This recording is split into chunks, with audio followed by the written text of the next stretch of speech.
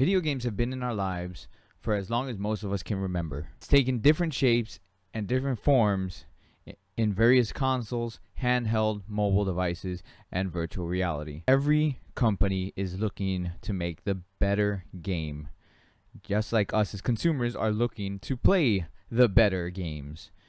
And throughout the years, we've had ups and downs in both the video game console world and video game software that they released to us. Where did this all come from? How did it begin for the console world and for the PC as well? Well, in order to understand that, we need to take a trip back in time to 1976, to the second generation of home consoles. Not specifically the beginning of home consoles, but where it all took off from and where we first saw the titles that we all know and love today.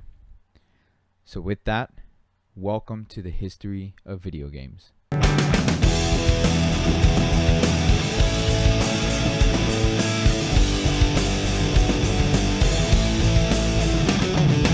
So the second generation of video games started back in 1976, and it lasted all the way to 1988.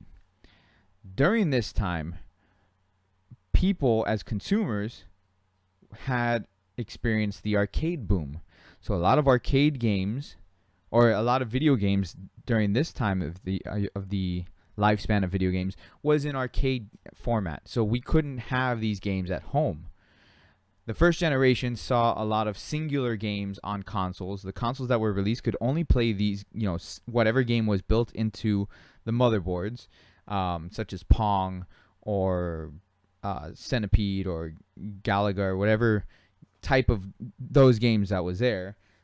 But it wasn't until 1976 where they first started developing home consoles where we could play multiple games on those consoles.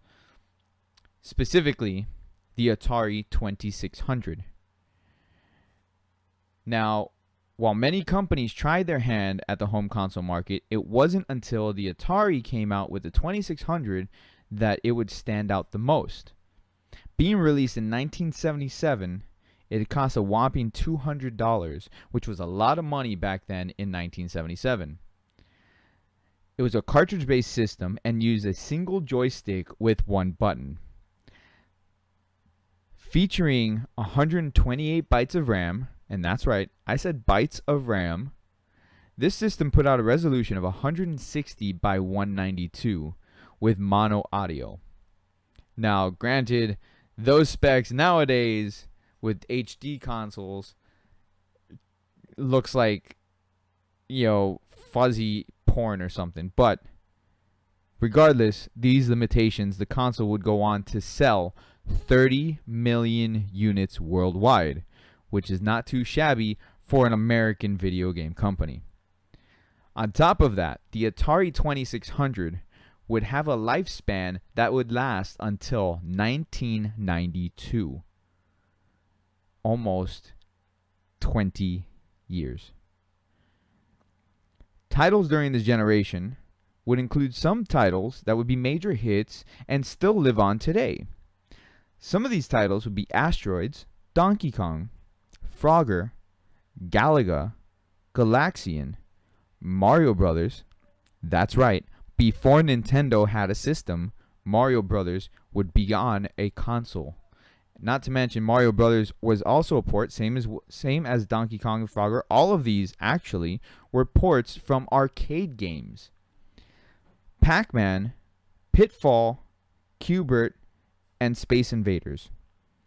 All these games would become best-selling titles on the home console market due to the fact that these were titles that you could find in arcades. Out of all these titles, Pac-Man would become the best-selling title on the Atari 2600, selling 7 million units worldwide. With these impressive stats, it makes you wonder what happened to the Atari.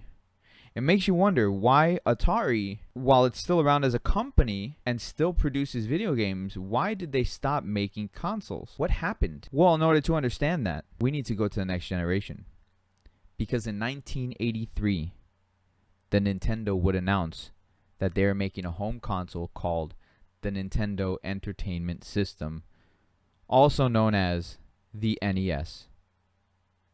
And with that, I will catch you guys in the next history lesson. Thank you very much for watching the video today. I do appreciate that. I will catch you all later. You guys have a great rest of your day, night, whatever time zone you're at. Peace out. If you enjoyed that video, don't forget to hit that like button, subscribe if you're new, and check out the affiliate link down below in the description for some cheap games on Steam. Thank you very much. I'll catch you all later. Peace out.